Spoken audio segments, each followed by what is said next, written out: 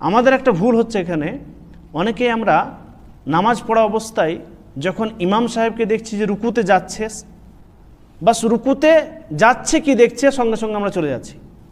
সামি আল্লাহু লিমান হামিদা ইমাম সাহেব বলছেন কি, আর সঙ্গে সঙ্গে আপনি উঠে যাচ্ছেন। রুকুতে ইমাম সাহেব যাচ্ছেন, সেজদাতে ইমাম সাহেব এই যেতে শুরু করেছেন কি, আপনি যেতে শুরু করে দিলেন, আগেই চলে গেলেন। ইমাম সাহেবের আগে তাকবীর বলা, ইমাম সাহেবের আগে যাওয়া, এটা ঠিক না। এটা আমাদেরকে ঠিক করতে হবে।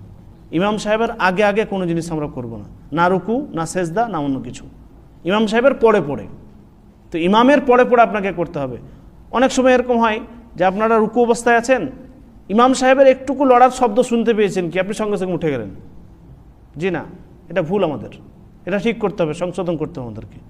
ইমাম সাহেব যখন দেখবেন যে আপনি উঠে গেল, তখন আপনি উঠবেন। একটু ধীরে সুস্থে পড়ুন, আস্তে আস্তে পড়ুন।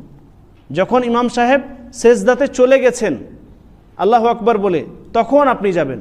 সাহাবা একরামদের এই বিষয়ে আমল ছিল যে ইমাম সাহেব যখন দেখতেন যে সেজদাতে তিনার এই পেশানিটা ঠেকিয়ে দিয়েছেন, তখন তিনারা যেতেন। অথচ আমরা আল্লাহু আকবার বলা মাত্র একদম সঙ্গে সঙ্গে, অনেক সময় এরকম হয় যে ইমাম সাহেব একটু বয়স্ক মানুষ, একটুকু আস্তে আস্তে যাচ্ছে, পায়ে হয়তো ব্যথা আছে, তো একটু আস্তে আস্তে করছে, আপনি তার আগেই চলে গেলেন। একটুকু আস্তে আস্তে করতে হবে। আরকান রুকুন নামাজের যেগুলো রয়েছে সেগুলো আমাদেরকে ইমাম সাহেবের পরে পরে করার চেষ্টা করতে হবে। বোঝা গেল?